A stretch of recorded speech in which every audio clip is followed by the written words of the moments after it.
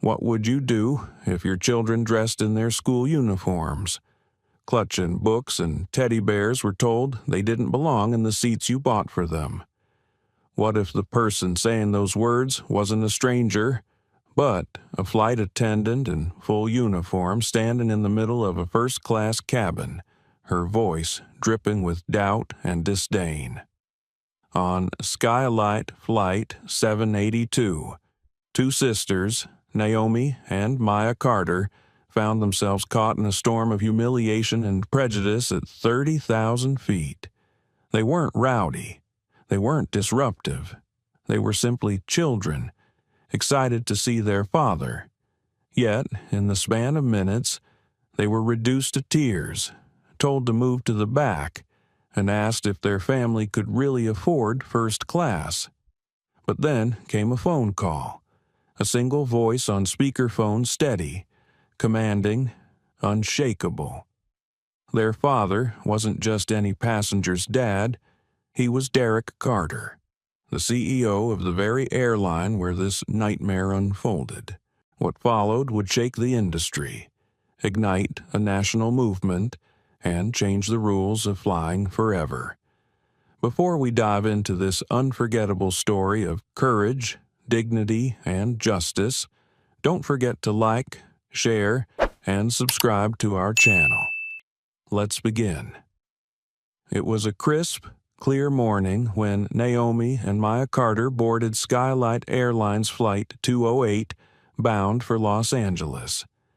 The two 18-year-old sisters were returning from a business trip with their father, Derek Carter, a tech mogul whose presence commanded respect.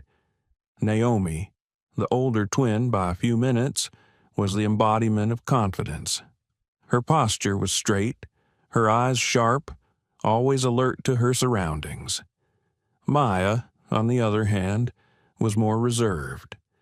She was often described as the more thoughtful of the two, but also the one who struggled with anxiety in new or stressful situations.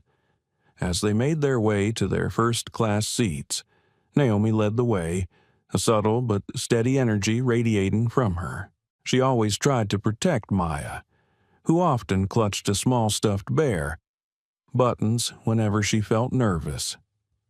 Maya's hand rested on the soft toy now, a reminder of her constant battle with her insecurities, though the bear was meant to comfort her.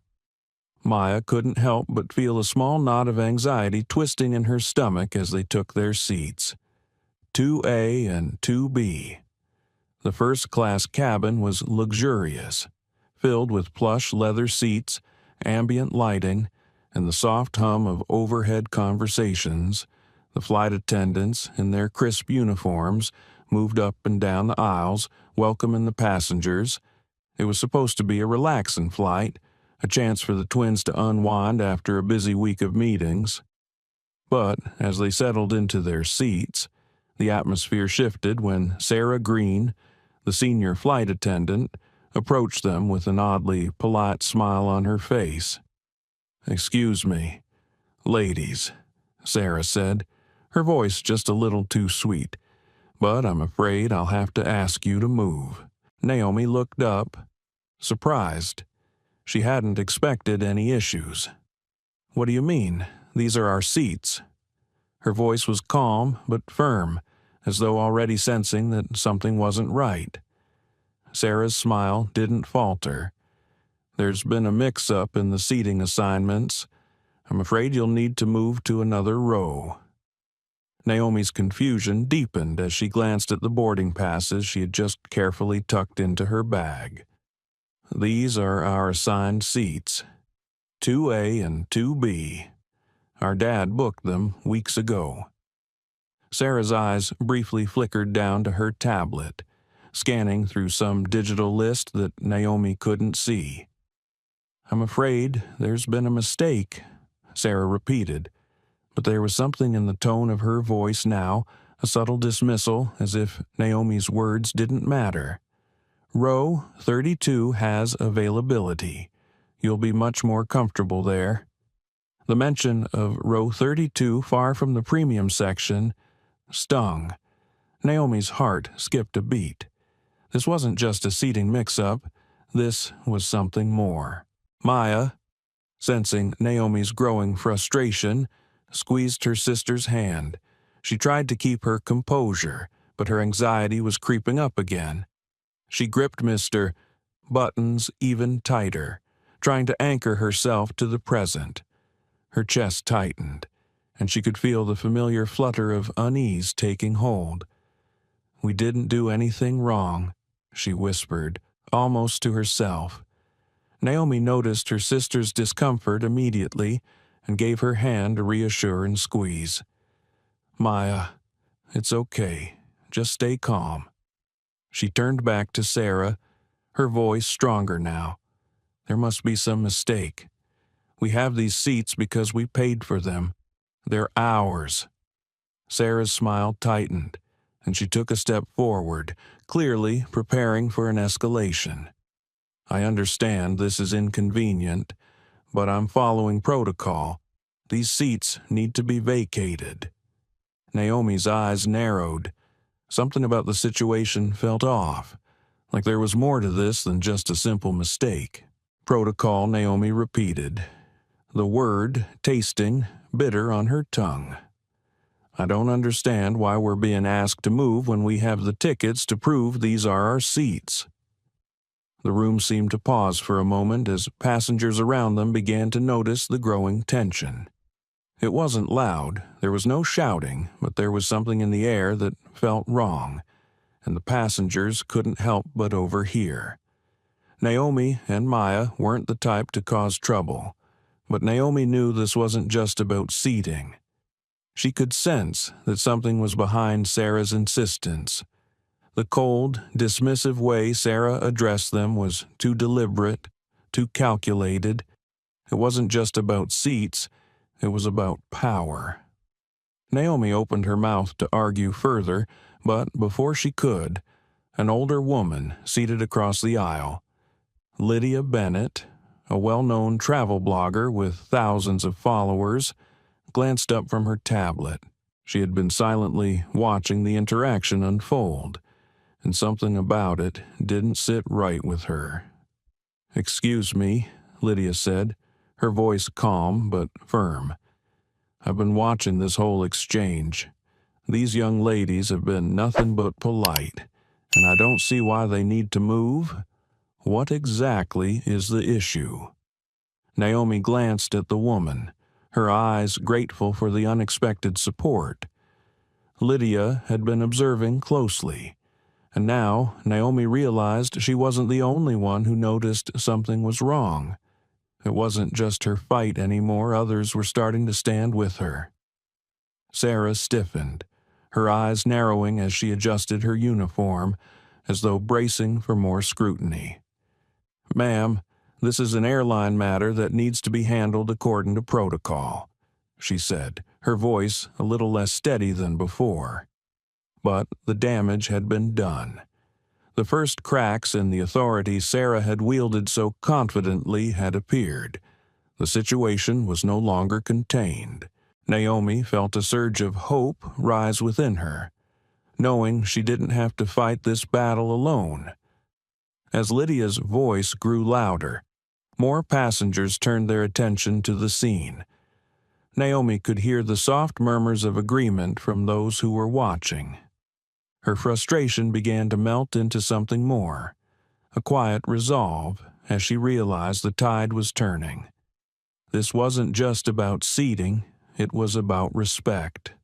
Characters Naomi Carter, Maya Carter, Sarah Green, Lydia Bennett, Ethan Miles. Naomi Carter sat straighter in her seat, the tension in her shoulders tightening with each word Sarah Green spoke. She was used to handling herself with poise, especially in spaces where people seemed to question her presence. But this was different. This wasn't a networking event or a school debate where she could outthink and outtalk someone.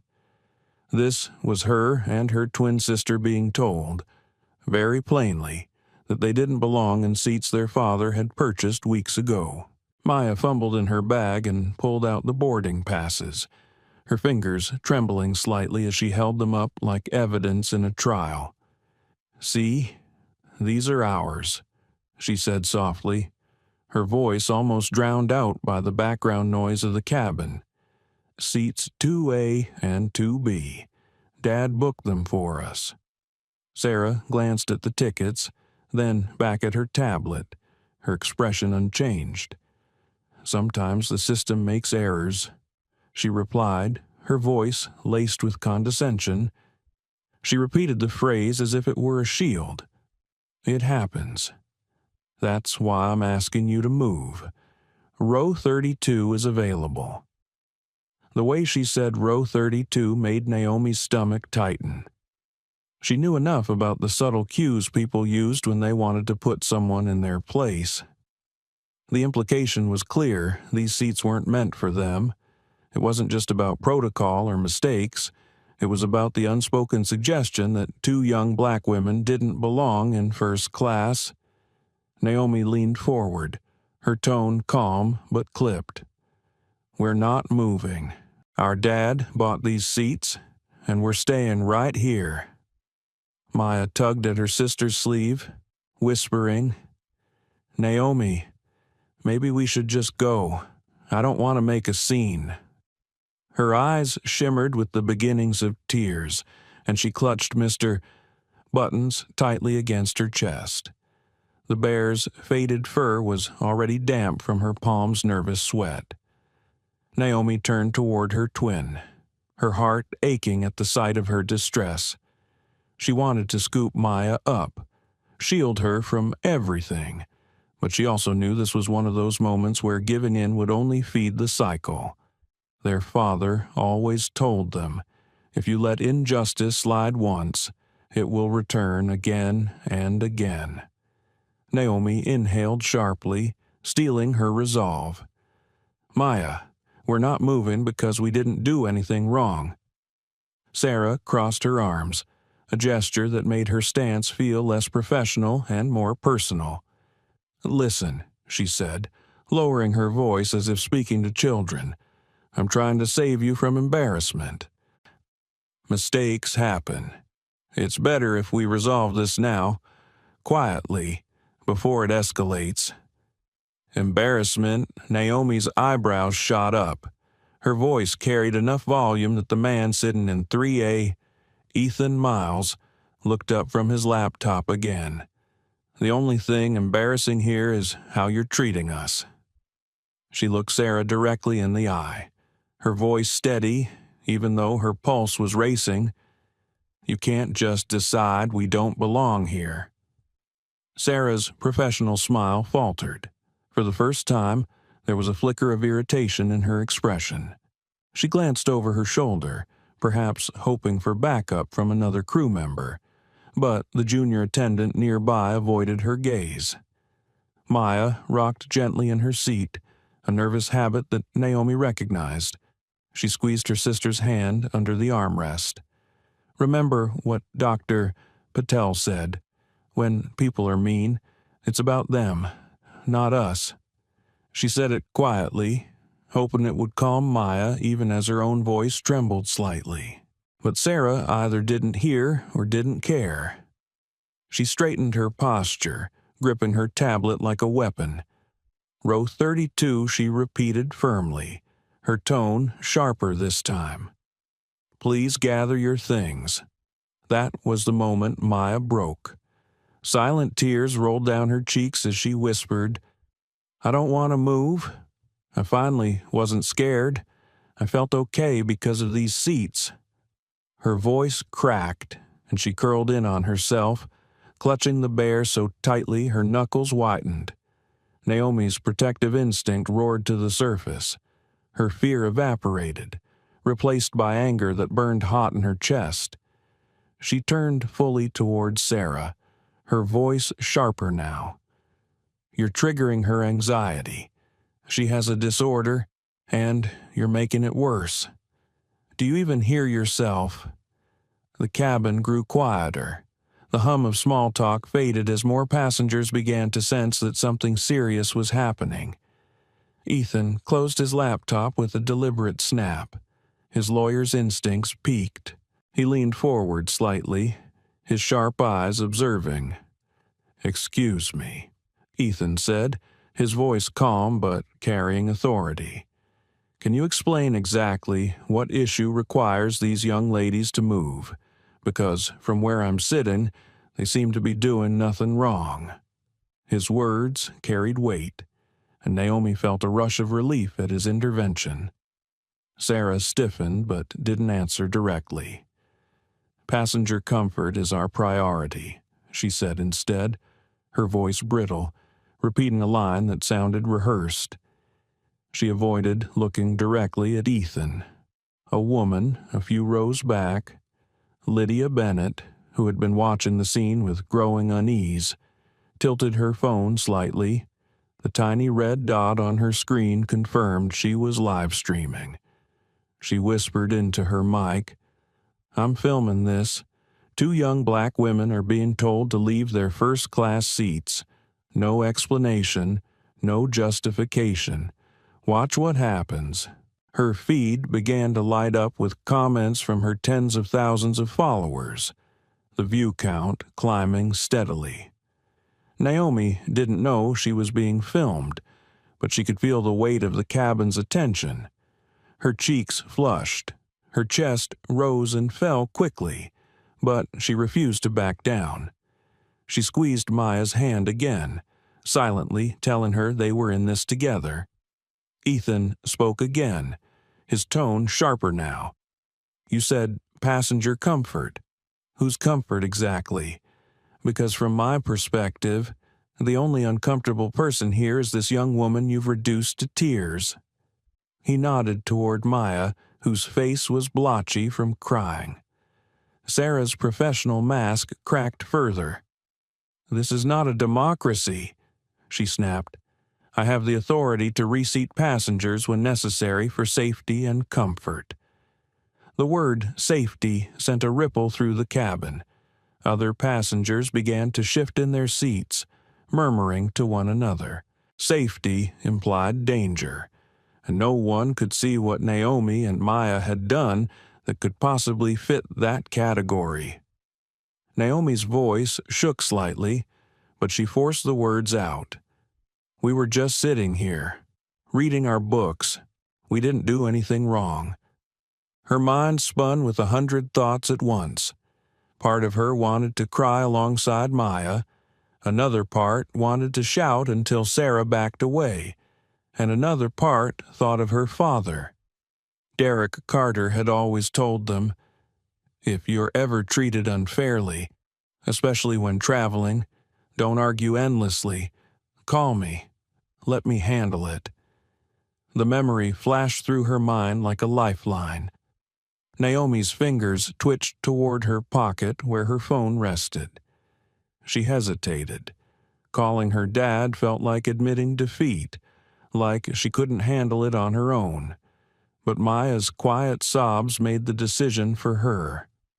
Maya looked at her with tear-streaked cheeks, whispering, "Only if it's really bad." Naomi swallowed hard, her throat tight. "Maya," she whispered back, "this is really bad." She reached into her pocket, her hand shaking slightly as she pulled out her phone. The cabin seemed to lean in collectively, waiting to see what she would do next. The phone in Naomi's hand felt heavy, heavier than it should have. She knew pressing that button would change everything. But before she could make the call, the sound of a chair shifting caught her attention. Ethan Miles, the lawyer in 3A, leaned forward again, his eyes narrowing with quiet concern. He was calculating, as lawyers often did, trying to measure when to speak and when to hold back. But this time, his instinct told him that silence was complicity. "Young lady," Ethan said gently, addressing Naomi, "you have every right to sit in the seat your ticket says you purchased. Don't let anyone convince you otherwise." He looked directly at Sarah. "And you, ma'am, owe them a proper explanation. This isn't a game of musical chairs." Sarah's jaw tightened, her polished smile long gone. "Sir, this is none of your concern. Crew members are authorized to make seating changes when needed. Please refrain from interfering." But Ethan didn't back down. He sat straighter, his voice taking on that courtroom firmness honed from years of standing before judges. "I'm not interfering. I'm observing. And as far as I can see, what's happening here has less to do with seating logistics and more to do with bias." A murmur rippled through the first-class cabin. A few passengers shifted in their seats, exchanging glances. It was subtle, but undeniable. Sarah was losing the audience. Meanwhile, Lydia Bennett had angled her phone for a better shot. Her followers were pouring into the live stream. Comments flooded the feed. "This is racism. Plain and simple. Those girls look terrified. Name the airline we're boycotting." Lydia spoke quietly into the mic, her words deliberate. "This is Skylight Airlines Flight 208, departing from New York. Watch closely. 2 young black women are being told to move from their first-class seats without reason. Naomi, oblivious to the thousands of eyes already watching online, focused on Maya. Her sister's rockin' had become more pronounced, her breath shallow. Naomi knew the signs all too well. Maya was on the verge of a full-blown panic attack. Maya. "Hey, look at me," Naomi whispered urgently. She placed both hands on her sister's shoulders, anchoring her. "In through your nose, out through your mouth, just like Dr. Patel taught us." She breathed slowly, exaggerating the rhythm so Maya could follow along. Maya nodded weakly, tears still streaking her face. "I don't want everyone staring," she whispered. "They're not staring at you," Naomi lied, glancing around at the dozens of phones raised discreetly, or not so discreetly. "They're staring at her." She tilted her chin toward Sarah. That struck something in Maya. Her rocking slowed, her breathing steadied, but the tears didn't stop. Naomi kissed her temple and whispered, "You're braver than you think. Dad would be proud." Sarah, apparently realizing her grip on control was slipping, tried to regain the upper hand. She tapped her tablet screen, forcing her voice to stay even. "If you don't comply, I'll have no choice but to escalate this matter with the captain." Ethan folded his arms. "Then, by all means, escalate. I'd be very interested to hear the captain explain on record why these girls are being targeted." Sarah opened her mouth to retort, but another passenger beat her to it. From the back of the cabin, a woman in her late 50s stood up. Her gray hair framed a face lined with years of teaching and discipline. "My name is Margaret Lewis," she said firmly, her voice carrying the authority of someone who had wrangled classrooms full of teenagers. "I've been watching since these girls boarded. They were polite, quiet, and respectful. The only disruption I've seen is coming from you." The cabin stilled. Sarah's face reddened, the spotlight of disapproval searing into her. "Ma'am," she said, her voice trembling slightly, "this is a matter of airline protocol." "No," Margaret interrupted, her voice sharp. "This is a matter of basic decency. These are children, and you're harassing them." Applause broke out in scattered bursts, hesitant at first, then stronger. Passengers who had remained silent now voiced their disapproval. A man in 4C muttered loudly enough for others to hear, "This is disgusting. They're just kids." Sarah's composure fractured. She turned toward the galley, perhaps hoping for backup, and found Marcus Hill, a junior flight attendant, lingering uncertainly nearby. His face betrayed his discomfort. He had been watching too. his conscience battling his fear. He knew that siding against Sarah, his senior, could mean trouble for his career, but he also knew that what was happening was wrong. Marcus, Sarah snapped, help these young ladies gather their belongings. Marcus froze. The weight of the moment pressed down on him. He glanced at Naomi, then at Maya, then at Sarah. His lips parted, but no words came. His silence was louder than anything he could have said. Naomi's phone buzzed in her hand, a reminder that she still hadn't made the call. She looked down at the glowing screen, her father's name staring back at her in her contacts. Her thumb hovered over it. She heard her father's voice in her memory. If it ever gets bad, call me. Don't try to fight battles alone. Naomi swallowed hard, her throat dry. She tapped the name.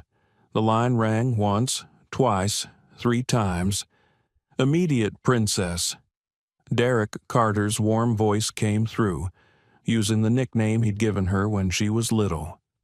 You should be in the air by now. What's wrong? Naomi's composure cracked.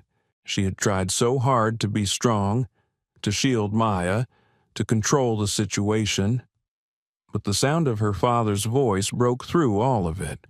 Her words tumbled out, uneven and broken. Dad, the flight attendant, she's being mean.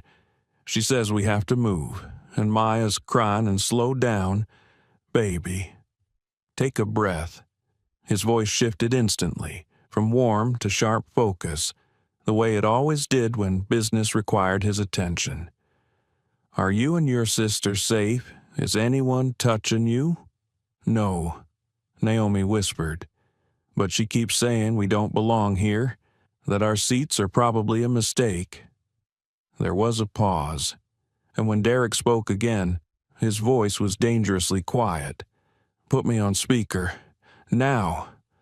Naomi fumbled with the phone, her fingers shaking so badly she nearly dropped it. The moment his voice filled the cabin, the entire atmosphere changed. This is Derek Carter, he said clearly, his words slicing through the air. I need to know exactly what is happening with my daughters. Sarah stiffened. The name meant nothing to her yet, but the commanding tone rattled her. She straightened her spine, assuming she was dealing with some arrogant executive. Mr.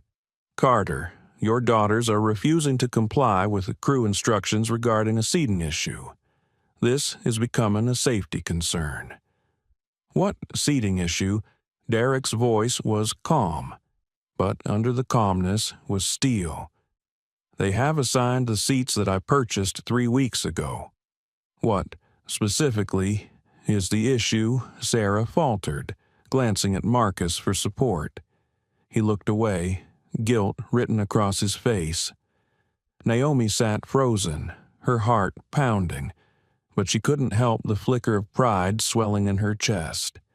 Her father's voice was like a shield, wrapping around her and Maya.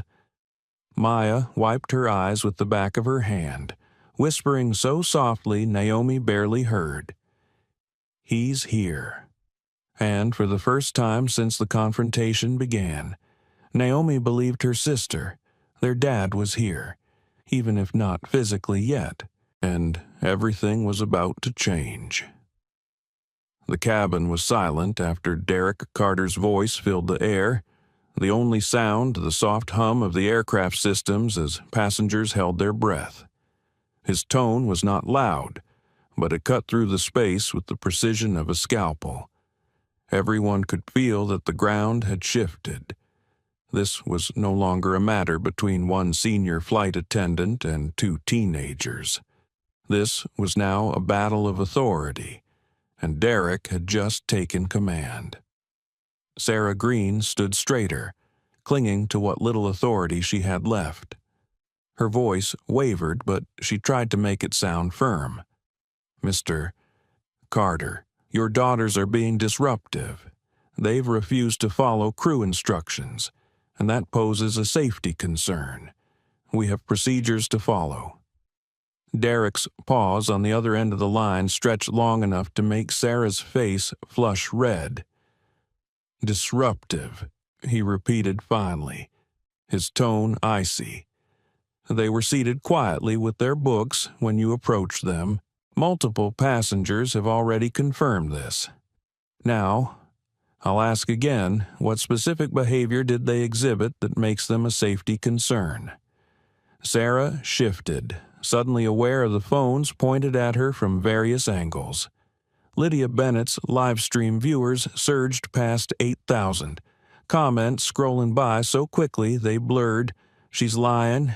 We see the girls. They're calm. This is why people film everything." Naomi sat frozen, her heart pounding. She had expected her father to be firm, but hearing his words out loud filled her with a sense of safety she hadn't realized she was craving. For the first time, she let herself breathe. Maya leaned against her shoulder, still clutching Mr. Buttons, her tears subsiding into quiet sniffles. The sound of their father's voice had done what Naomi couldn't pull Maya back from the edge. Ethan Miles leaned forward again, his lawyer's instincts humming. "She still hasn't answered the question," he said, loud enough for the entire cabin to hear. "You're making accusations against minors. That requires documentation. What specific complaint are you citing?" Sarah blinked, caught between Derek's demand and Ethan's precision. Her composure cracked further. There were concerns raised, she stammered, about passenger comfort. Whose comfort? Derek asked, his voice sharp. "I want names and seat numbers." Which passengers complained? Sarah's eyes darted around, looking for support. Marcus Hill, the junior attendant, stood stiffly by the galley. His lips parted, but no sound came. He looked torn apart inside, caught between the truth he knew and the fear of losing his job. Margaret Lewis, the retired teacher, stood again. "Mr. Carter, this is Margaret Lewis, another passenger. I can assure you these girls have done nothing wrong. The only uncomfortable person here is the flight attendant harassing them." "Thank you, Mrs. Lewis," Derek replied warmly, though his voice still carried iron. "Are you recording?" "I am now," Margaret said, holding up her phone. "I'm recording as well," Ethan added, raising his own device, "and, for the record, I am a civil rights attorney. What's happening here is not just inappropriate, it's discriminatory." Sarah's professional mask collapsed. She looked around wildly, realizing the ground beneath her had vanished.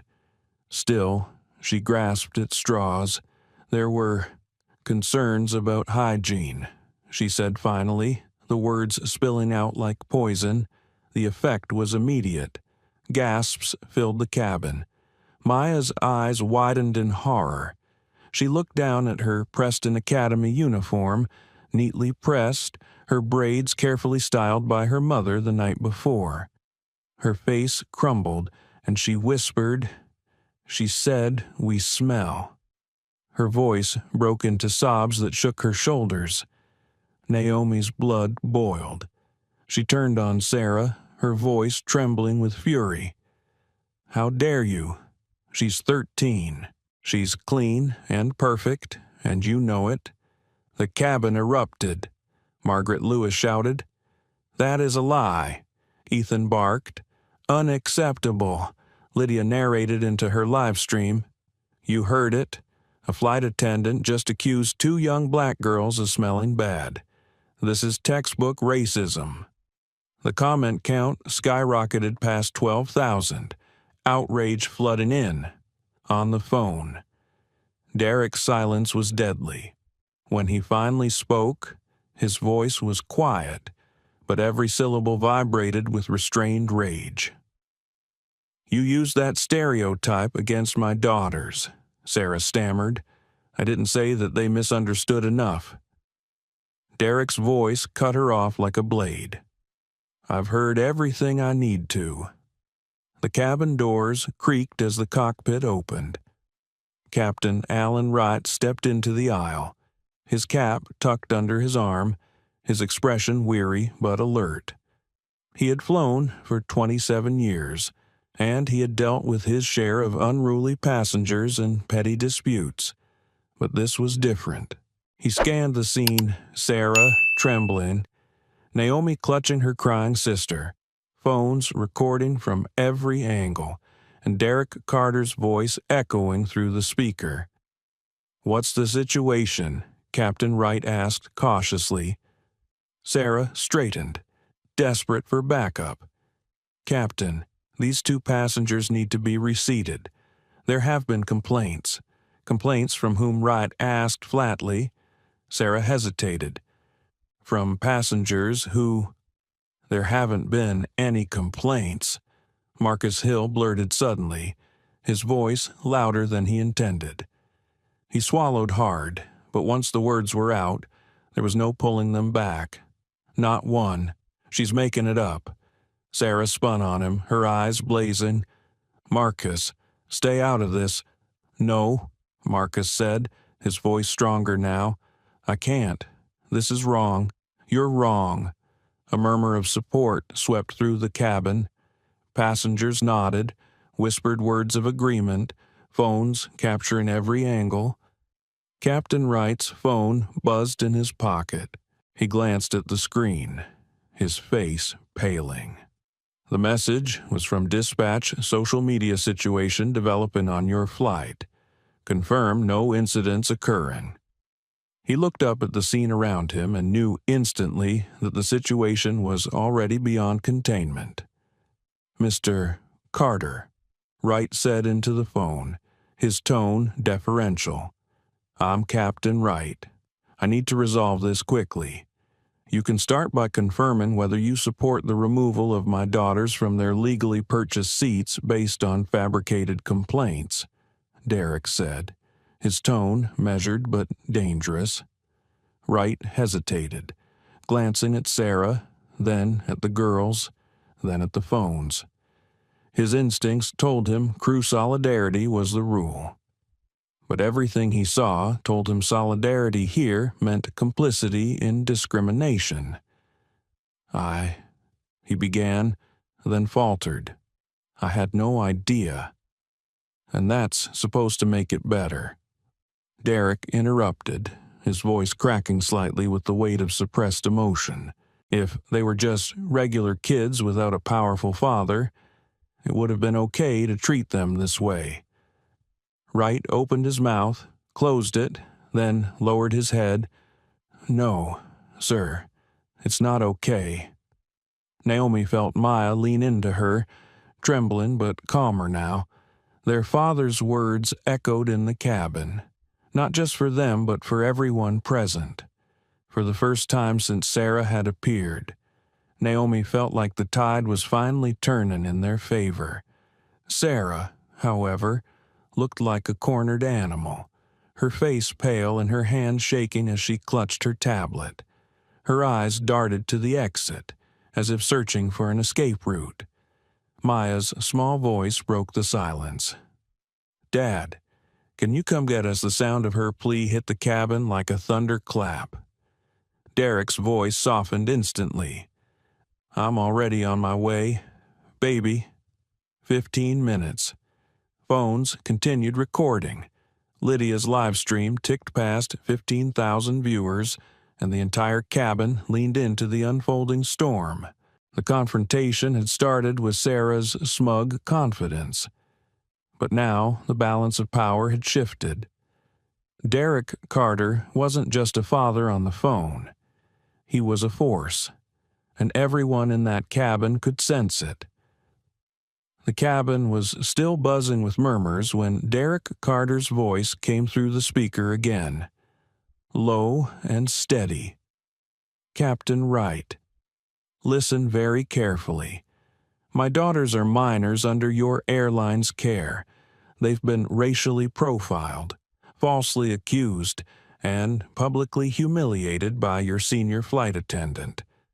You have 10 minutes to decide whether this will be handled internally or whether it becomes a federal incident. Gasps rippled through the first-class cabin. The passengers understood immediately this wasn't just a father scolding from afar. This was someone who knew exactly how the system worked and how to use it. Sarah Green's face drained of color, and even Captain Wright looked shaken. "Sir," Wright began cautiously, "that's a very serious accusation. You're absolutely right. It's serious," Derek snapped back. "And if you had seen your crew single out your own children, you'd know how serious it feels. So I'll ask you one last time. What have my daughters done wrong?" Naomi's throat tightened as she listened. She had always admired her father's strength in business meetings, the way he commanded rooms full of executives with nothing more than his tone. But hearing it now, used in her defense, was overwhelming. Maya leaned closer, her small voice trembling. "Naomi, he sounds mad." "He is," Naomi whispered back, her own hand trembling as she squeezed her sister's, "but not at us." Sarah Green tried to rally. "Mr. Carter, you don't understand." "Don't tell me what I understand," Derek cut in, his voice like steel. "I understand that a woman with 18 years of service thinks she can get away with humiliating children because she's done it before. I understand that she's counting on no one standing up to her, and I understand that you, Captain, are about to make a choice that will define your career."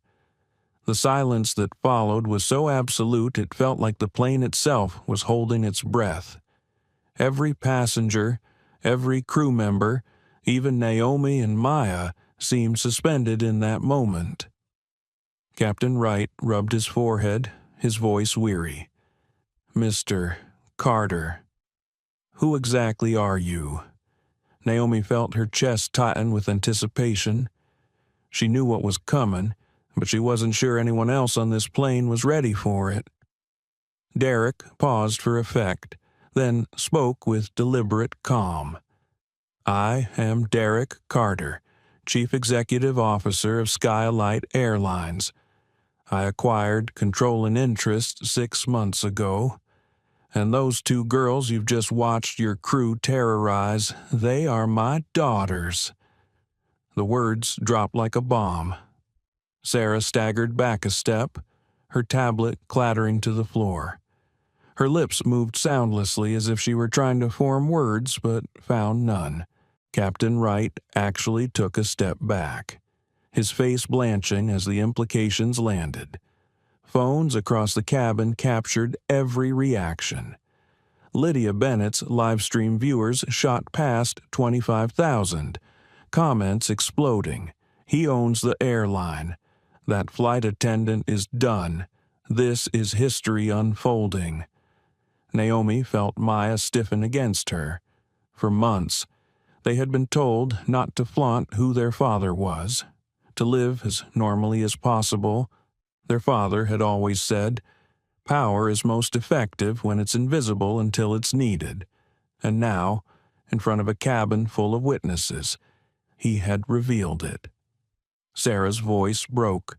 "No, no, you can't be. You can't be him." She bent down with shaking hands to retrieve her tablet, scrolling frantically through the employee database. When Derek's photo appeared on the screen, a tall black man in a tailored suit with the same eyes as Naomi and Maya, her knees buckled. "Oh, God," she whispered. "Oh, God, what have I done?" Derek's voice thundered through the speaker. "What you've done is what you've been doing for years. The only difference is that today, you picked the wrong children." Passengers erupted in whispers, their disbelief mixing with outrage. Ethan Miles stood up, speaking with conviction. "Mr. Carter, I've been recording this entire exchange. This will stand as evidence of clear discrimination. Thank you. Mr. "Miles," Derek said, his tone softening only slightly. "Keep that recording safe. It will be useful." Sarah clutched her tablet as though it could save her. "I didn't know," she muttered, her voice hollow. "I didn't know who they were." Robert Hayes, a man from 2 rows back who had been silent until now, finally spoke, and that's the problem, isn't it? His voice carried, resonant and calm. You shouldn't need to know their father is the CEO to treat them with dignity. They're children. That should have been enough. Applause broke out again, stronger this time. Naomi felt heat flood her cheeks, but this time it wasn't embarrassment. It was something closer to pride. She looked at Maya, whose tears had slowed. Her sister still clutched Mr. Buttons, but her breathing was steadier now. Captain Rott cleared his throat, struggling to maintain control. "Mr. Carter, sir, what would you like me to do?" "I'm already en route to the airport," Derek said. "You will hold that plane at the gate until I arrive. Do not let it move an inch. Sir, we have a schedule." "Your schedule became irrelevant the moment your crew violated federal anti-discrimination laws. Hold the plane." Wright's shoulders slumped. "Yes, sir." Sarah looked like she had aged 10 years in 10 minutes. She turned toward Derek's voice as though begging for mercy. "Please, Mr. Carter, I've given this company 18 years, and for 18 years, you've been hurting people who look like my daughters." Derek said coldly. "Families humiliated, children scarred. It ends today." Naomi glanced at Maya, whose lip trembled as she whispered, "Is he really coming here?" "Yes," Naomi whispered back, her own eyes stinging with tears. He said nothing could stop him. Maya clung tighter to Mr. Buttons, whispering again, "Good, because I need him." The captain's phone buzzed again. He looked down and blanched. "It's the CEO," he whispered, then winced as he realized what he'd just said out loud. The irony wasn't lost on the cabin. "I mean, it's David Chen, the chairman. He wants to speak with you. Mr. Carter. Tell him I'll call after I get my daughters safe." Derek said flatly, "Yes, sir," Wright muttered, tucking the phone away. Around the cabin, phones kept recording. Lydia Bennett whispered into her live stream, "If you're just joining, the father of the girls is Derek Carter, the CEO of Skylight Airlines. He's on the phone right now. This is unprecedented." Naomi reached for Maya's hand again, giving it a reassuring squeeze. For the first time since the confrontation began, she felt hope blooming inside her. Their father wasn't just protecting them from afar. He was coming. He was on his way. And when he arrived, nothing in this airline or in their lives would ever be the same again. The minutes after Derek Carter's revelation stretched on like hours. The cabin was suspended in a fragile silence, broken only by the faint clicks of phones recording and the uneven breaths of Maya trying to calm herself against Naomi's shoulder. Every person on board felt the tension like the air itself had thickened. Captain Wright hovered in the aisle, his authority shaken, his instincts battling his loyalty. Sarah Green slumped against the galley wall, her face pale, her uniform immaculate, yet somehow stripped of all the pride she usually carried in it. The power dynamics in the cabin had flipped entirely. Everyone was waiting for the next move, the next words. Naomi reached for her phone again, keeping it close as though her father's voice could shield her. Maya whispered, "Do you think he'll really come here?" "Yes," Naomi whispered back, firm despite the trembling in her chest. "He promised, Outside, on the tarmac, a black SUV sped toward the gate, cutting across the lanes usually reserved for airport service vehicles. Security guards waved, some startled, some stepping aside quickly when they recognized who it was. Derek Carter wasn't the type to wait for permission. Not now. Not when his daughters needed him, on the plane. The cabin door creaked as the jet bridge locked into place again. Rapid footsteps echoed faintly, drawing closer. Voices trailed after them, airport staff trying, failing, to slow him down. And then his voice no longer mediated by a phone, but raw, unfiltered, right outside the door. "Move, those are my daughters."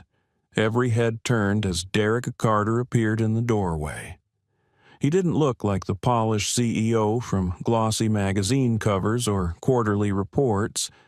His tie was skewed, his shirt wrinkled from the rush, his jacket hanging open, sweat beaded at his temple from the sprint. But his eyes, those sharp, commanding eyes, were locked on Naomi and Maya. For Naomi, it was like the dam inside her broke. She had tried to stay composed, to be the older sister, the protector. But the moment she saw him, the weight she had been carrying collapsed. She stood abruptly, tears streaming down her face, and Maya followed, still clutching Mr. Buttons like a lifeline. Daddy Maya cried, her small voice cracking with all the fear and relief that had been bottled up. Derek crossed the distance in 3 long strides. He dropped to his knees in the aisle, not caring about the expensive fabric of his suit or the eyes of 30 strangers. He wrapped both girls into his arms, holding them so tightly it seemed as though he could fuse their trembling into his steady heartbeat. Naomi buried her face into his chest, inhaling the familiar scent of cologne and comfort. Maya sobbed openly, her voice muffled against his shoulder. "We didn't do anything wrong. We were just reading. I know, baby, I know." His voice cracked, heavy with grief and fury. "You did nothing wrong. Nothing." Passengers around them shifted uncomfortably, some wiping at their eyes, others whispering in disbelief. Lydia Bennett's live stream caught it all, the raw reunion of a father with his daughters. The visible anguish on his face, the way Maya's tiny hands clutched at his shirt like she was afraid he might vanish. Derek pulled back just enough to look at them, brushing Naomi's tears with his thumb, smoothing Maya's braids with a tenderness that made Sarah Green flinch. Then, still kneeling between them, he turned his head toward her. His voice dropped to a deadly quiet. "Look at them. Look at what you did." Sarah's hands shook as she clutched her tablet against her chest. She couldn't meet his eyes. "They are 13 years old," Derek said, his voice carrying to every corner of the cabin. They were excited for this flight.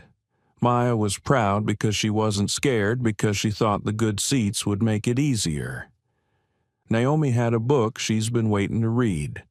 They were just 2 girls on their way to see their father, and you turn that into trauma they will carry forever. Sarah stammered, her voice hollow. "I didn't know, no." Derek snapped, standing abruptly with his daughters still clinging to his sides. He towered over her now, his presence filling the aisle. "You weren't sorry. You were arrogant. There's a difference."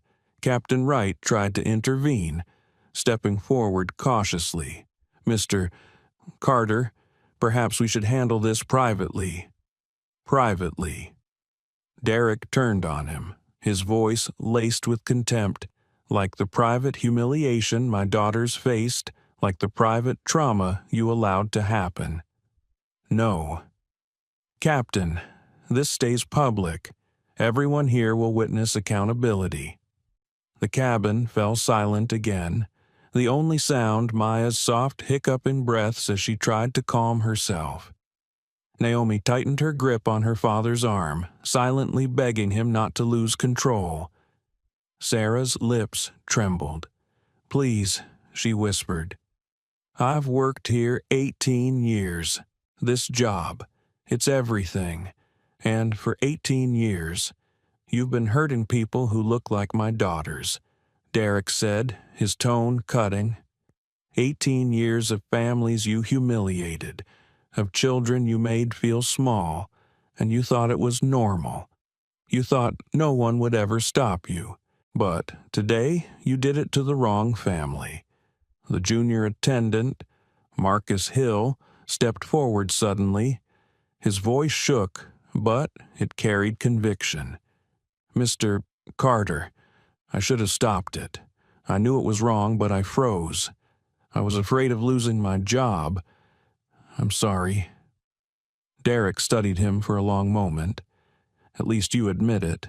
That's more than she's done." Passengers began murmuring again, their sympathy tilting firmly toward Derek and his daughters. Phones captured every angle, every tear, every word. Naomi whispered, her voice trembling. "Dad, can we go, please?" Derek looked down at her, his expression softening instantly. "Yes, sweetheart. We're leaving." He turned back to Captain Wright, his eyes hard again. "This plane doesn't move until this is handled properly." Wright swallowed hard, feeling the weight of dozens of eyes on him. "Yes, sir." Derek tightened his arms around his daughters, guiding them gently back toward their seats, but not letting go. He wanted them near, wanted them to feel his presence, his protection. Maya rested her head against his chest, still hiccuping, while Naomi sat rigid, trying to stay strong but trembling from the adrenaline crash. Passengers began clapping softly, the sound growing louder until it filled the cabin. Some applauded for the girl's courage, others for the father's unrelenting defense. An elderly black man in 7A called out, his voice trembling with emotion. "Young ladies, you did nothing wrong. You showed more dignity than most adults could. That took courage."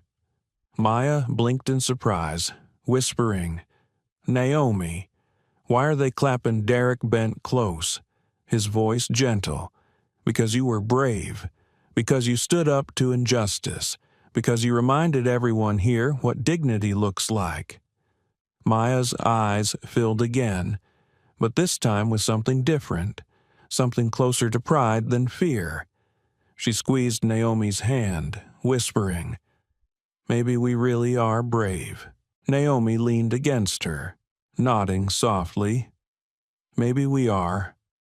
And for the first time since Sarah Green had appeared at their seats, hope replaced fear in the sisters' hearts. Their father was here. He wasn't just a voice on the phone anymore. He was standing with them, shielding them, and nothing, not even 18 years of prejudice, could stand against that. The applause faded, but the energy it carried lingered in the air like static. Derek Carter remained standing in the aisle, his arms still draped protectively around Naomi and Maya. Both girls leaned into him, their faces pressed against the crisp fabric of his suit. He didn't care how he looked. He cared only that they felt safe. Captain Wright cleared his throat, visibly rattled. "Mr. Carter, with all due respect, perhaps we should escort you and your daughters off the plane to de-escalate the situation." Derek's eyes snapped to him. "De-escalate. You think removing my daughters from their rightful seats will de-escalate?" "No, Captain. That will escalate this into a legal and corporate disaster your airline may not recover from. We are not moving." Naomi tightened her grip on his arm. Maya's small voice whispered, "Daddy, everyone's looking. Let them look, Derek said softly, kissing the top of her head. Then louder, for everyone to hear. This should be public. People need to see what accountability looks like. Sarah Green shrank back further into the galley. Her lips trembled as she clutched her tablet like a shield. Please, Mr. Carter, I was following protocol. I didn't mean to. Protocol, Derek's voice sharpened, cutting her words to pieces. Show me the page in your manual that says harass children. Show me the clause that says black kids don't belong in first class. The silence that followed was damning. Sarah couldn't speak, couldn't move. Margaret Lewis, the retired teacher, folded her arms. Mr. Carter's right. You weren't following protocol. You were following prejudice. Phones captured everything. Lydia Bennett's live stream had crossed 30,000 viewers. The comments rolled faster than she could read. This is history. She needs to be fired now. Those kids are heroes. Ethan Miles, the lawyer, rose to his feet, his voice firm. Mr. Carter, I'll be blunt. What happened here is actionable. Clear grounds for a discrimination lawsuit, emotional distress, civil rights violations. This could cost the airline millions. Derek met his eyes. Not a lawsuit, he said firmly. Change. The passengers exchanged glances, surprised by the response. Ethan blinked. Change. Yes, Derek said, his voice resonant. My daughters are not trophies to be paraded through court. They're children who deserve dignity. What I demand is systemic reform. Sarah gasped faintly. Captain Wright's shoulders stiffened. Marcus Hill, the junior attendant, looked up sharply, hope flickering across his features. What kind of reform? Ethan asked. Derek drew a slow breath, steadying himself as he looked down at his daughters. Naomi's eyes were rimmed with red, but she held his gaze. Maya's face was blotchy from crying, but she clutched Mr. Buttons with a determination that broke his heart. He turned back to the cabin, an independent audit of every discrimination complaint from the last 5 years, a passenger advocate on every flight, real anti-bias training led by experts, not corporate videos no one watches, and zero tolerance for employees who repeatedly profile passengers. Gasps rippled again, this time mixed with approval. Some passengers even nodded. Margaret Lewis clapped once, a sharp sound in the quiet cabin. Yes, exactly. Sarah's hands shook harder. That's not fair, she whispered. You can't just erase 18 years. You erased people's dignity for 18 years, Derek said, his tone unforgiving. The only thing unfair here is what you did to families who didn't have the power to fight back. Naomi felt a shiver pass through her. She glanced around and saw passengers staring. Some openly moved to tears, others furious at Sarah.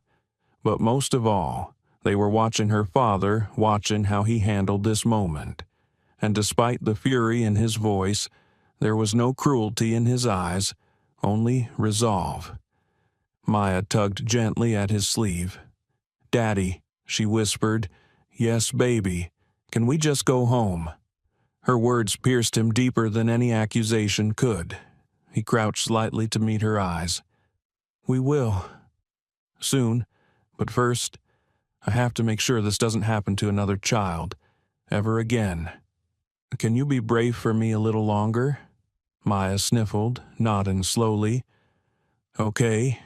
Naomi rubbed her sister's back, whispering, "We're brave together." The passengers melted at the exchange, the raw humanity of it. Phones zoomed in, live streams captured every tear, every whispered promise. Captain Wright rubbed the back of his neck. "Mr. Carter, your demands are significant. That's a matter for corporate." "I am corporate," Derek said, "and I will not leave this plane until you acknowledge what happened here and commit to change." The captain faltered. He looked at Sarah, then at Marcus Hill, then at the sea of recording phones. Finally, he sighed. "You're right. I failed. I should have stepped in the moment I saw this happening." Derek nodded once, then acknowledged it to everyone here. "Tell the truth." Wright hesitated, then picked up the intercom, his voice trembling. "Ladies and gentlemen, this is your captain. I need to address what happened. 2 young passengers were subjected to discrimination by a member of our crew. I did not intervene when I should have. That was wrong, and I am deeply sorry. Air travel should be safe and dignified for every person. Today, we failed." The cabin filled with hushed voices. Lydia Bennett's phone showed her live stream counter surging to 40,000. Comments exploded. Finally, some honesty.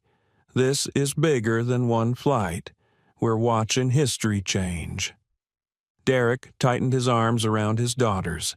Naomi looked up at him, her eyes glistening. For the first time that day, she smiled faintly through the tears. He kissed her forehead, whispering, "I told you I'd come." Sarah, shaken, took a step forward. "Please, Mr. Carter, I have children. If you take this from me," Margaret Lewis cut her off sharply, "then you should be ashamed. You're a mother, and you did this to someone else's babies." Sarah froze. The words landed harder than any corporate punishment could. Her shoulders slumped. Derek's voice was final. "Security will escort you off this plane. Your employment with this airline ends now." A collective exhale swept through the cabin. Phones tilted to catch Sarah's broken expression as she realized the inevitable. Marcus Hill stepped forward, his voice steady. "Mr. Carter, I'll take responsibility for making sure these girls and every passenger are treated with dignity going forward." Derek studied him, then nodded slowly. "Then you'll be our first passenger advocate. You spoke up, even if too late. Don't waste the second chance." "I won't," Marcus said firmly. Naomi and Maya leaned into their father as Sarah was led away by airport security. For the first time since boarding, they felt the weight lifting. The storm was not over, but the winds had shifted. They were no longer alone. The plane was still grounded, but inside the cabin, something larger had already taken flight: accountability, dignity, and the possibility of change. The cabin buzzed with the low hum of whispers after Sarah Green was escorted down the jet bridge. Naomi sat pressed against her father's side, finally allowing her body to sag under the relief of his presence. Maya curled against him too. Mr.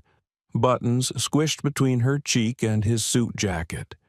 Derek kept one arm around each daughter, as though his strength alone could shield them from every glance, every camera, every cruel word. But outside the walls of the plane, the story had already leapt into the world. Lydia Bennett's live stream had surged past 50,000 viewers. Clips spread like wildfire across social platforms the moment Derek revealed he was CEO. The captain's halting apology. Sarah's stunned face when she realized her career was gone. Hashtags blazed onto trending boards: justice for Naomi and Maya, Skylight accountability, every child belongs. Captain Wright's phone buzzed nonstop, vibrating in his hand like a living thing. Dispatch, corporate, the chairman, media relations, legal. His eyes flicked nervously toward Derek, then toward the passengers, who were now united in collective witness. For the first time in his decades of flying, Wright realized the walls of the aircraft offered no privacy. Every second was already public history. Derek's own phone vibrated too, but he ignored it. He didn't need texts or calls. His focus was on the girls. "How are you holding up?" he murmured to Naomi. "I'm okay now," she whispered, though her voice trembled. "I was scared. But when you said you were coming, it got better." Maya lifted her head just enough to say, "Me too. I wasn't brave until you came." Derek kissed her temple. "You were brave long before I got here. Don't ever doubt that." The cabin door creaked again. This time, 3 people entered Sarah Thompson, Vice President of Customer Relations, John Barrett, Head of Operations, and a legal officer Derek knew all too well, Daniel Klein. They looked rushed, hair slightly disheveled from the sprint through the terminal. Their eyes darted across the cabin, landing on Derek and his daughters. "Mr. Carter," Sarah Thompson began, her voice tight but respectful. "We came as quickly as we could. We not quick enough." Derek interrupted, his tone slicing through. "My daughters have already endured the humiliation of your crew. They've already cried in front of strangers. Nothing you say erases that." Passengers murmured in agreement. Lydia tilted her phone, narrating.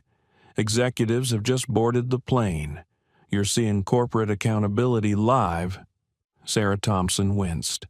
She looked at the girls, visibly softening. "Naomi, Maya, I'm so sorry. I can't imagine what this felt like." Maya clutched Mr. Buttons tighter and didn't respond. Naomi said nothing either, simply leaning further into her father. "They don't need apologies from you," Derek said sharply. "They need change." John Barrett stepped in. "We'll open a full investigation immediately." "Procedures." "No." Derek cut him off again. His eyes were ice. "Not procedures.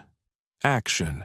I want every discrimination complaint from the last 5 years pulled tonight. Any employee with a pattern like Sarah Green is terminated. No arbitration, no union shield. Gone." Barrett paled. "That, sir, that will cause a firestorm." "The union." "Then let them burn," Derek said coldly. "If the union wants to defend racism, let them do it in front of the world." Passengers murmured louder now. Ethan Miles stood, his lawyer's cadence steady. "He's right. The liability will be catastrophic if you don't move decisively. Pretend this is isolated, and you'll be buried in lawsuits." Sarah Thompson looked at Derek, desperation in her eyes. "What else? Mandatory anti-bias training." Derek said, his voice unwavering. "Real training, not corporate filler, led by experts, 40 hours minimum, and a passenger advocate on every flight. Their sole job is to protect travelers from discrimination." Daniel Klein, the legal officer, blanched. "Mr. Carter, with all due respect, that will cost millions." Derek spun on him, his fury breaking the calm surface. "My daughter's dignity isn't a line item. No child's dignity is negotiable. You're calculating profit margins while they're calculating whether it's safe to sit in their seats. Shame on you." Naomi's throat closed.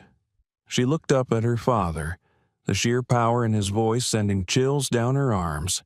He wasn't just their protector. He was shaking the very foundations of the airline.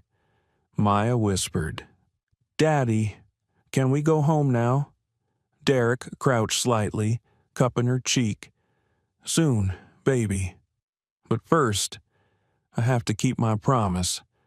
I told you this would stop. I'm making sure of it." Maya nodded, though her eyes were heavy with exhaustion. Naomi brushed her sister's hair back gently, whispering, "We're almost done." Captain Wright finally spoke, his voice subdued. "Mr. Carter, the board is demanding a conference call. They want you now." Derek shook his head. "No, my daughters come first. They've had enough for one day. The board can wait. Sir, they insist. Tell them they'll get me when my daughters are safe at home." "Not before." Sarah Thompson's phone buzzed again. She glanced at the screen, then looked up at Derek with a mix of awe and fear. "The media is outside the terminal. Cameras, reporters, activists. This is already a global story." Derek straightened, still keeping an arm around each girl. "Good. Then the world will see what accountability looks like." Margaret Lewis, who had been sitting quietly beside the girls, touched Naomi's hand gently. "You two have been so brave, braver than most adults I know." Naomi's voice cracked. "I didn't feel brave. Bravery doesn't always feel like bravery," Margaret said softly. "Sometimes it feels like surviving when someone tries to make you small. That's what you did," Maya whispered. "It just felt scary, and that's what makes it brave," Margaret said, her eyes kind. The cabin door opened again, and 2 security officers stepped inside. The passengers stiffened, worried the family might be forced off, but the officers stopped beside Derek, nodding. "Mr. Carter, we're here to escort Ms. Green to the administrative offices." Sarah Green had been standing silently near the galley, her face drawn and gray. She flinched at the words, her eyes darting to Derek. "Please, I have children. Don't do this." Derek's gaze was unflinching. "Then you should have remembered what it means to be a parent before you traumatized mine." The officers took her by the arms and led her out. As she disappeared down the jet bridge, passengers exhaled in relief. Some even clapped softly. Naomi leaned against her father, her chest rising and falling with a long, shaky breath. Maya sagged into him, whispering. "Is it over now almost?" Derek said gently. Ethan Miles lifted his phone. "Mr. Carter, I'd like to offer my services pro bono. What you've demanded here could become the industry standard. I want to help make that happen." Derek nodded once. "I'll take you up on that. But this isn't about me. It's about every child, every passenger who's been told they don't belong." Outside the windows, flashes lit the gate area, reporters gathering, cameras waiting. Inside, the passengers sat in stunned silence, knowing they had witnessed something far larger than an argument over seats. They had witnessed an earthquake shaking the airline industry itself. Naomi held her father's hand, whispering, "Daddy, you really changed everything, didn't you?" Derek bent close, his voice tender again. "No, sweetheart, we did. You and your sister, because you stood your ground, because you refused to move." Maya lifted Mr. Buttons and whispered into his ear as though telling him a secret. "We were brave." And for the first time since boarding, both sisters smiled. Small, weary smiles, but smiles all the same. The plane still hadn't moved from the gate, but inside, the air felt alive with something far bigger than travel delays. Naomi sat tucked into her father's side, her exhaustion pulling at her shoulders.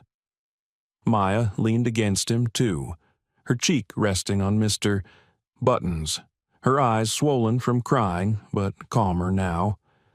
Derek held them close, his arms forming a fortress around them, but his gaze never left the corporate executives crowded near the galley. Outside the cabin windows, camera flashes flared, reporters pressed against the glass, trying to catch any angle they could, The story had already escaped into the world, hashtags trending, news outlets scrambling for statements, activist groups flooding feeds with the live stream clips. Captain Wright stepped aside to take a call on his buzzing phone, his face pale. When he returned, his eyes flickered nervously between Derek and the executives. "Mr. Carter, the board is convening an emergency session right now. They want your directives formally, before this spirals further." Derek's jaw tightened. "My daughters come first. I won't abandon them to go sit in a boardroom." Sarah Thompson's voice was almost pleading. "You don't have to. We can patch you through here, on the ground, with the cabin as witness." Derek considered. He looked at Naomi and Maya, both clinging silently to his arms. "Girls," he said softly, "would you be okay if I spoke to them? I'll keep you right here with me." Naomi nodded, though her lips pressed into a thin line. Maya hesitated before whispering, "Only if we can hear too." Derek kissed her hair. "You'll hear every word." Sarah Thompson motioned to a staff member, who quickly set up a secure video call on a tablet. Within seconds, faces filled the screen. The chairman, Elizabeth Hartford, along with half a dozen board members scattered across time zones. Their expressions were grim, their backgrounds tidy office walls or hastily cleared kitchen tables. "Derek," Elizabeth said, her voice crisp, "we've seen the footage. This is catastrophic. The stock has already dropped 8%. We need immediate damage control." "This isn't damage control," Derek said firmly. "This is structural reform." He held the tablet so the board could see Naomi and Maya pressed against him. Look at them, 13 years old. They were reading quietly in their seats until your senior attendant decided they didn't belong. They were humiliated in front of strangers, reduced to tears, and accused of things they never did. "Tell me, Elizabeth, what kind of airline does this to children?" Elizabeth shifted uncomfortably. "Derek, no one is denying what happened was wrong. But firing one employee." "One employee," Derek's voice rose, fury edged with steel. "This isn't about one employee. This is about a system that let Sarah Green rack up 23 complaints over 18 years and still kept her in uniform. This is about a captain who saw children in distress and chose loyalty to crew over loyalty to truth. This is about policies written to protect the airline, not the passengers." Naomi squeezed his hand. She'd never seen him like this before, calm but burning, each word hitting with the weight of conviction. Maya whispered, "Daddy sounds scary." Naomi whispered back, "Not scary, strong." The board members conferred briefly, muted on their end. When the sound returned, Elizabeth's tone was clipped. "What exactly are you demanding?" Derek laid it out again, each point like a hammer striking an independent audit of all discrimination complaints in the last 5 years. Any employee with a documented pattern terminated, mandatory, real anti-bias training for every customer-facing employee, 40 hours minimum, led by outside experts, and a passenger advocate on every flight. A new role, whose only duty is protecting travelers' dignity. Gasps rose from the passengers around them, though this time they were gasps of approval. Lydia whispered into her phone for the live stream. "You're hearing this live systemic reforms that could reshape the entire industry." Elizabeth shook her head. "Derek, the costs," Derek snapped. "How much will it cost when every civil rights organization in the country calls for a boycott? When parents refuse to book tickets because they fear their children will be targeted? When Congress hauls us into hearings and our name becomes synonymous with discrimination. Tell me, Elizabeth, how much does that cost? Silence met him. Ethan Miles, standing nearby, spoke up so the board could hear. As a civil rights attorney, I can confirm if you don't meet his demands, you'll face class actions that make today's stock dip look like a paper cut. Margaret Lewis added, her teacher's voice steady, and, as a passenger, I'll never fly this airline again if nothing changes, nor will the thousands of people watching this live. Elizabeth's lips pressed tight. Finally, she said, you'll have it. All of it. The passengers erupted into applause. Derek lowered the tablet, his daughters leaning into him as though his very heartbeat steadied theirs. Maya tugged at his sleeve. Does that mean it's over? He crouched to meet her eyes. It means it's beginning, the beginning of something better. For you, and for every kid who ever steps on a plane, Naomi whispered. But what if they don't really do it? What if they pretend Derek's heart twisted? She was 13, yet already understood the cynicism of the world. Then we make sure they don't. We stay vigilant. We demand better, and we never stay silent. Sarah Thompson, still standing nearby, swallowed hard. Mr. Carter, the media is demanding a statement. How do you want to handle it? Derek looked at his daughters, then at the cabin full of strangers who had become witnesses. We do it transparently. No corporate spin, no hiding. We tell the world what happened, and we show them how we'll fix it. Captain Wright lowered his gaze, his voice subdued. Mr. Carter, I'll speak publicly, too. I failed to protect your daughters. I'll admit that. I'll take the suspension, the retraining, whatever consequences you think appropriate. Derek studied him, then nodded. You'll speak at crew meetings across the company. You'll tell this story. You'll make sure no one forgets what silence costs. Wright nodded once, his face pale but resolute. The intercom crackled, and ground control announced that passengers could disembark if they wished. Derek stood, his daughters clinging to him as they prepared to leave. Ladies and gentlemen, he said, his voice carrying, I'm sorry for the delay, but sometimes standing up to injustice means inconvenience. Thank you for your patience and for standing with my daughters. Applause filled the cabin again, louder than before. Some passengers stood clapping until their hands reddened. Others called out words of support. You're heroes. Stay strong. We'll fly again because of you. Naomi blinked, overwhelmed. Daddy, they're clapping for us. Yes, Derek whispered, his throat taut, because you showed the world what courage looks like. As they walked down the jet bridge, cameras flashed wildly, reporters shouting questions. Security officers held the crowd back, but microphones still extended, voices demanding, Mr. Carter, what reforms are you planning?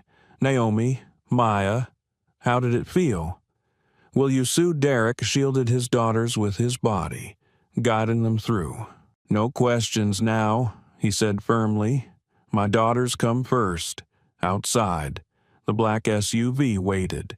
He ushered them in, pulling the door shut behind them, muffling the roar of the media frenzy. Inside, silence wrapped around them like a blanket. Naomi exhaled shakily. We're safe now, Maya whispered. Are we in trouble because we made the plane late? Derek nearly broke. He turned in his seat to face them, his voice fierce but tender. No, baby, you did nothing wrong. The plane is delayed because adults failed to act like adults. Don't ever think you were the cause. You were the victims, and you were brave. Maya nodded slowly, clutching Mr. Buttons. Naomi leaned into her father, closing her eyes, letting the exhaustion finally pull at her. And, as the SUV pulled away from the gate, Derek Carter vowed silently that this was only the start. The world was watching now, and he would make sure it never looked away again. The black SUV cut through airport traffic, its tinted windows shielding the family from the chaos erupting behind them. Naomi leaned her head against the cool glass, watching the blur of planes and lights streak by. Maya sat slumped in the middle seat, still clutching Mr. Buttons, her eyelids heavy but her mind restless. Derek sat between them, his arm stretched protectively across both girls, though his own body carried the tremors of adrenaline wearing off. For the first time since stepping onto that plane, there was silence. Naomi broke it with a small, wavering voice. "Daddy, did we ruin everything?" The question hit him like turbulence. He turned, his chest aching at the sight of her tear-stained face. "What do you mean?" "Sweetheart, the plane didn't leave. Everyone's mad. We made the airline look bad. Maybe if we just move seats?" "No," Derek said firmly, cutting her off before doubt could sink deeper. "You didn't ruin anything. You exposed the truth. If you had moved, Sarah Green would have done the same thing to another family next week, and the week after that. Sometimes doing the right thing delays people, but it also saves people." Maya frowned, her voice small, but everyone was staring at us. It felt like we were wrong, like we didn't belong. Derek reached over, gently turning her face toward him. "Listen to me. You belonged in those seats because they were yours. You belong anywhere your dignity is respected. The stairs weren't because you did something wrong. They were because adults were shocked at what you had to endure." "Do you understand?" Maya blinked back fresh tears. "I think so," Naomi whispered. It still hurt. Derek kissed her forehead. "Of course it did, and it always will, in some way, but hurt can turn into strength if you let it." The girls fell quiet again, and for a few blessed minutes, the hum of the tires on asphalt filled the space. Derek pulled out his phone, ignoring the cascade of missed calls from board members, journalists, and politicians. One message stood out from Angela, the girl's mother. He hesitated, then hit call. Angela's voice came through instantly, tight with worry. "Marcus, thank God. Are they okay? I've been watching clips online. Tell me they're okay." "Derek," he corrected softly. "His ex-wife still slips sometimes. They're safe, shaken, but safe. Put them on," Angela demanded. Naomi took the phone first. "Hi, Mom. Oh, my babies." Angela's voice cracked. "I saw you on the news. I wanted to reach through the screen and hold you. Are you hurt? No, just embarrassed. Everyone was watching. Sweetheart, you didn't do anything wrong. Sometimes just existing in spaces where people think you don't belong is the bravest thing. And you stayed. You didn't let them make you small. That's courage." Maya took the phone next, her voice trembling. "Mom," she said, maybe we didn't belong there, like we were a mistake." Angela sucked in a sharp breath. "Baby, don't you ever believe that. You are never a mistake. You are exactly where you're meant to be. And today, the whole world saw it." Maya sniffled. It didn't feel brave. It just felt scary. "That's what bravery usually feels like," Angela said softly. "I'm proud of you. So proud." By the time the call ended, Naomi and Maya were both leaning heavily against their father, their small bodies finally giving in to exhaustion. Derek stroked their hair, whispering, "Rest now. I've got you." The SUV pulled into their driveway. The house-warm lights glowing in the windows felt like a sanctuary after the sterile brightness of the airport. Derek carried Maya inside, her arms looped limply around his neck. Naomi followed, still clutching her book like an anchor. He set them on the couch, wrapped them in blankets, and started hot chocolate in the kitchen. The familiar ritual soothed him as much as it would soothe them the hiss of the kettle, the scent of cocoa powder, the clink of mugs. When he returned, the girls were in pajamas, curled together under a throw. Naomi took her mug with a faint smile. Maya blew on hers carefully, her tiny fingers warming against the ceramic. For a while, they sat together watching a movie they barely paid attention to. The girls leaned into each other, half asleep, the flickering light from the screen casting soft shadows across their faces. Derek's phone buzzed again. He muted it without looking. Nothing mattered more than this moment. But once the girls had finally drifted into sleep, Naomi's arm wrapped protectively around Maya. Mr. Buttons wedged between them. Derek sat back, pulling out his laptop. His anger hadn't cooled, it had crystallized. The screen glowed as he began drafting what he would later call the Carter Protocols. Zero tolerance for discriminatory behavior. Comprehensive audits of all complaints, past and present. Passenger advocates on every flight. Mandatory training led by civil rights leaders. Not corporate trainers. Transparency in every incident. No euphemisms, no cover-ups. He typed with precision, each word a promise to his daughters, a promise to every family who had ever been told they didn't belong. Halfway through, his phone lit up again. David Chen, the CEO. Derek ignored it. He wasn't ready to compromise, not tonight. Hours later, when he finally closed the laptop, he glanced at the couch. Both girls were sound asleep, their faces softened by dreams. Naomi's arm still rested over Maya's shoulders, as if she could guard her even in sleep. Derek whispered into the quiet room, his throat tight. "I swear to you, this won't be for nothing. Things will change." The next morning, the world proved him right. News outlets blared the story, airline executives' daughters targeted in first-class incident. Clips of the live stream dominated headlines. Civil rights organizations released statements demanding reform. Politicians weighed in. Even rival airlines scrambled to distance themselves, vowing reviews of their own policies. The Carter family woke to find their faces everywhere on screens, in articles, across social feeds, Naomi's quiet tears, Maya's trembling hands clutching Mr. Buttons, Derek's steady fury images that now symbolized the need for change.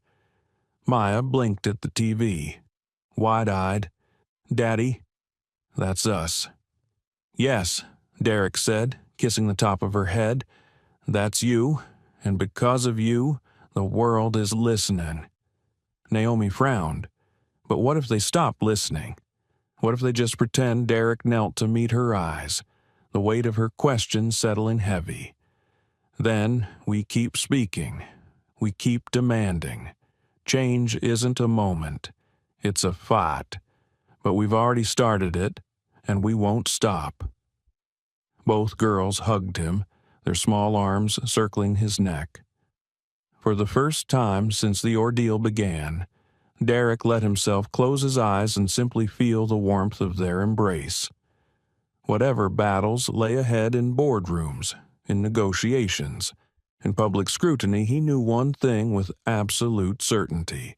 His daughters had already won the most important victory. They had refused to move, and in doing so, They had moved the world. By mid-morning, Derek Carter's phone had become a storm of vibrating alerts. He'd muted calls, silenced notifications, even tossed the device across the room at one point. But the flood didn't stop. Naomi and Maya were in the dining room, working through their morning routine with Angela pancakes, warm syrup, the normalcy they desperately needed. Derek, meanwhile, was in his study, sleeves rolled up, laptop open, bracing for the confrontation he knew was coming. When the secure video conference finally launched, the entire Skylight board was present. Elizabeth Hartford sat square in the center of the screen, her face drawn tight with the gravity of the moment. Around her were familiar faces, directors, investors, legal advisors, all looking at Derek with a mixture of fear, irritation, and begrudging respect. Elizabeth wasted no time. Derek, the fallout is worse than we imagined. Media outlets are running the footage nonstop. Activist groups are staging protests at airports this morning. Our stock dropped 12% at opening bell. We need a plan.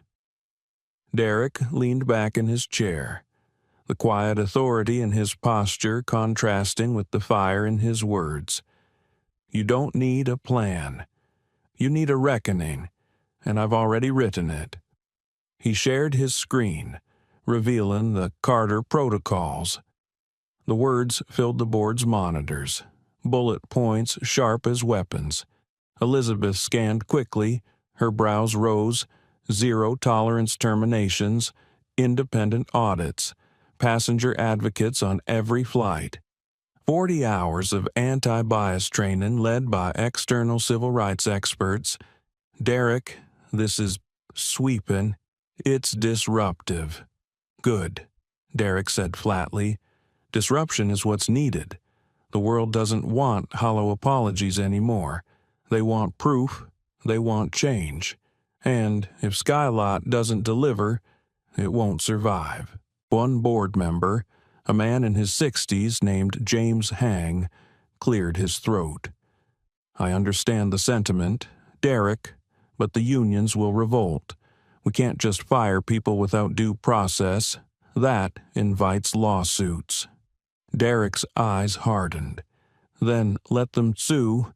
Let them march into court and explain why they're defending employees with 23 complaints of racial discrimination. See how the public responds. A ripple of silence moved across the board. Another director spoke up, voice hesitant. Even if we could implement this, the cost will be astronomical. Training alone could run into the tens of millions. And passenger advocates on every flight, thousands of new salaries. How do we justify that to shareholders? Derek leaned forward, his voice low but searing. How do you justify children crying in first class because your staff told them they didn't belong? How do you justify a brand synonymous with racism and humiliation? Shareholders don't care about cost. They care about reputation, about sustainability, and right now, we're burning both to the ground, Elizabeth interjected. Derek, we're not dismissing the importance of reform, but perhaps we start smaller. Pilot programs are for ideas you're not sure about. Derek interrupted, his composure cracking into fury. This isn't theory. This is necessity. My daughters are 13. They were traumatized on your plane, and they were lucky because they had a father with power and a cabin full of witnesses. What about the kids who don't? What about the families who leave humiliated, unheard, and forgotten? Are we saying their dignity is worth less? Naomi's words from the night before echoed in his head. What if they just pretend he refused to let that happen? James sighed heavily. Derek, you're asking us to tear down the system. We're not ready. Then you'll lose me. Derek said coldly. And when I go public, when I stand with my daughters on national television and tell America that Skylight protects racists instead of passengers, you'll lose more than me. You'll lose everything. The threat hung in the air, heavy and undeniable. Elizabeth studied him for a long moment. Finally, she said, you'd really walk away from this company after everything you've built. Derek's voice cracked slightly, but he didn't flinch. I'd burn the whole damn company to the ground before I let my daughters believe silence is safer than justice. For a moment, no one spoke. The weight of his words seemed to press into the boardroom like gravity. Then, unexpectedly, a younger board member, a woman named Clara Jennings, barely in her 30s, leaned forward. He's right. The world has changed. We can't keep doing business like it's the 1990s. If we don't lead on this, another airline will, and we'll be the dinosaurs left behind. Her voice sparked murmurs across the board. Some nodded reluctantly. Others shifted in discomfort, but the tide had turned. Elizabeth sighed, shoulders sagging. All right, Derek, you have the board's backing. The Carter protocols will move forward. Implementation begins immediately. Relief flickered through Derek, but he didn't allow himself to relax. Not yet. Good, but understand this isn't just policy, it's culture. Every manager, every captain, every crew member must understand that dignity is not optional. If they don't, they're out. Elizabeth nodded grimly. Understood. The meeting ended, but Derek stayed in his study, staring at the darkened screen. The victory felt heavy, almost hollow. He had won the battle, yes, but the cost, the sight of Naomi's trembling lip, Maya clutching Mr. Buttons like her life depended on it, still haunted him. Angela appeared in the doorway, her arms folded. How bad was it bad? Derek admitted, but they agreed. She studied him for a long moment. And you? How are you? He almost laughed. Angry, tired, furious that it took our daughters being humiliated to get them to act. Angela crossed the room, laying a hand on his shoulder. You were strong for them. That matters. But don't forget they don't just need a reformer. They need their dad. Derek swallowed hard. I know. Just then, Naomi peeked around the door. Dad, his face softened instantly. Yes, sweetheart, can Maya and I skip school today? Just be home. Derek pulled her into a hug. Yes, today, we stay home. Naomi pressed her face into his chest. Do you think what happened will really change things? He closed his eyes, holding her tight. It already has, but change doesn't stop with one meeting. It keeps going, and we'll keep fighting. Together. Later that afternoon, the Carter protocols leaked to the press. Headlines exploded. Skylight to launch industry's most comprehensive anti-discrimination reforms. Civil rights leaders praised the bold steps, unions bristled, shareholders wavered, but the public roared with approval. That night, Derek sat between his daughters on the couch as news anchors replayed footage of the incident, now woven into a larger narrative about accountability and justice. Naomi grimaced at seeing herself cry on screen. Maya buried her face in his arm. Do we have to watch this? Naomi asked quietly. No, Derek said, reaching for the remote. You don't owe the world your pain. Not tonight. He turned off the TV. The room fell quiet except for the soft hum of the house. Maya whispered, Daddy. Yes. Baby. Did we do something brave? Derek's throat tightened. He kissed the top of her head. You did the bravest thing of all. You told the truth and stayed where you belonged.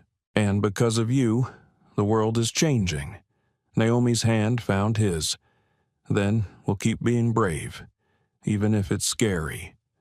Derek pulled both girls into his arms, his heart heavy with pride. Yes, even when it's scary, and in that quiet, with his daughters nestled close. Derek Carter finally allowed himself to believe that the storm had given birth to something new, not just for them, but for everyone. 3 weeks later, the world of air travel looked different. The Carter protocols had shifted from draft documents to public commitments. Skylight Airlines stood at the center of an industry storm, but instead of collapsing, it leaned into the winds of change. Press conferences rolled out across major cities. Executives appeared beside civil rights leaders, unveiling reforms that seemed unthinkable a month earlier. Pilots were scheduled for bias training. Flight attendants attended workshops where uncomfortable truths were confronted head-on. Passenger advocate recruitment drives filled job boards with a new role no airline had ever considered before. But for Derek Carter, the real measure of change wasn't on a stage or in headlines. It was at home, at his dining table, where Naomi and Maya worked through homework with pencils scattered across the wood.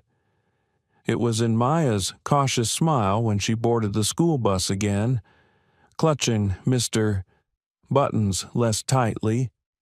It was in Naomi's growing confidence, her question sharper, her voice louder, her defiance no longer dampened by fear.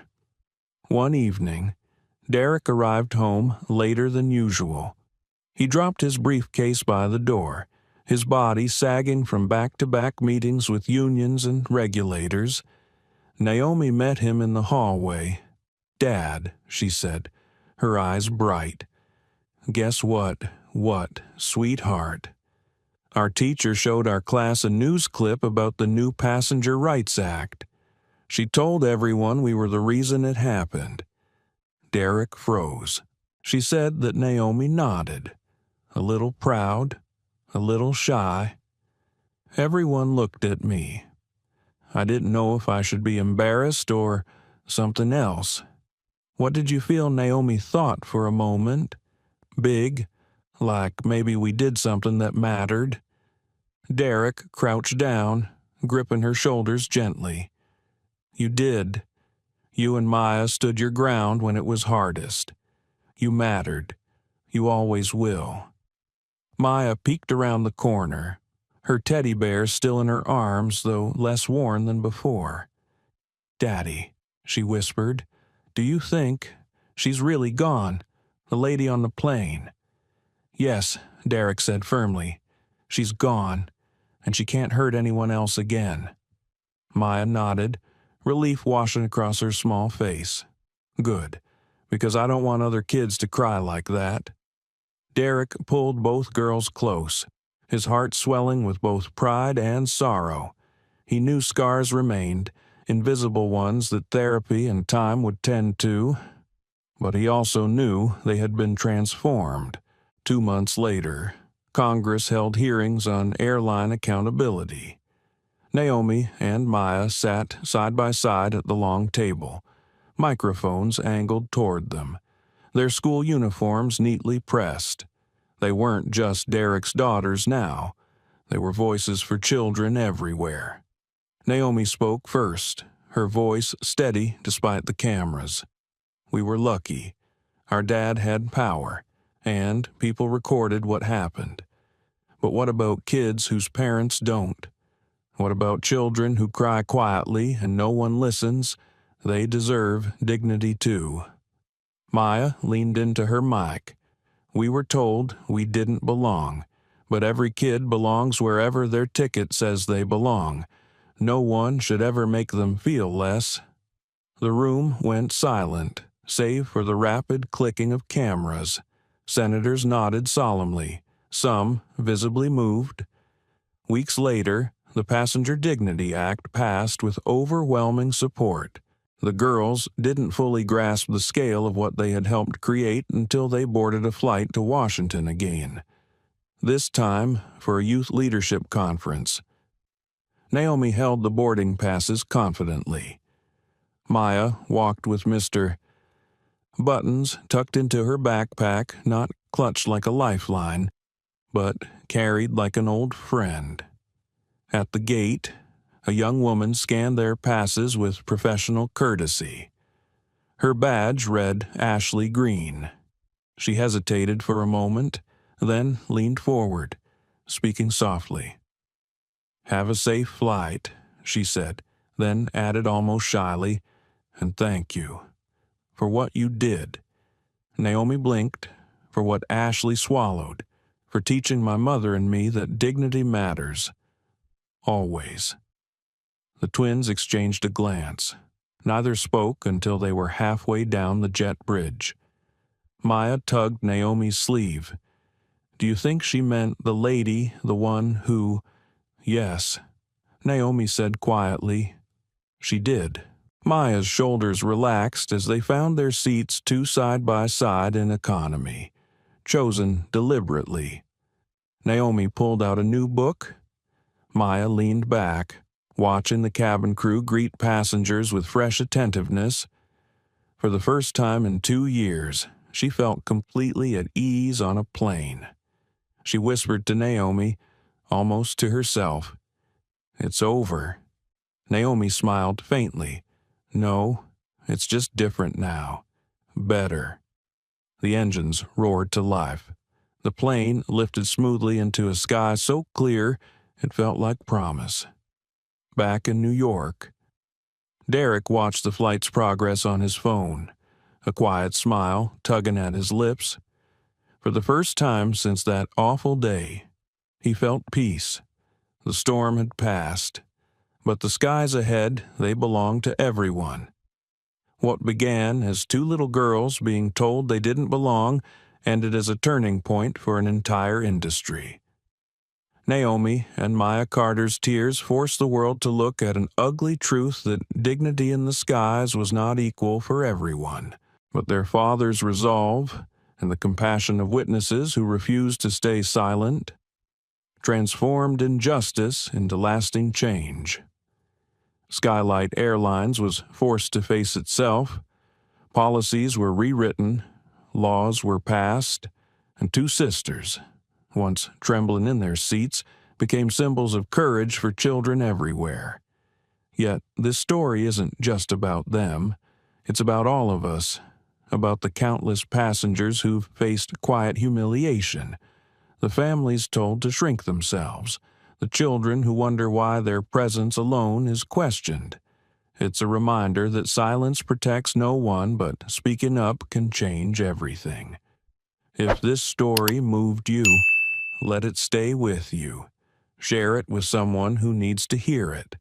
And remember, every voice matters. Every child deserves respect, and dignity is not negotiable. Thank you for watching. Don't forget to like, share, and subscribe so you never miss another story that inspires, challenges, and reminds us of our shared humanity.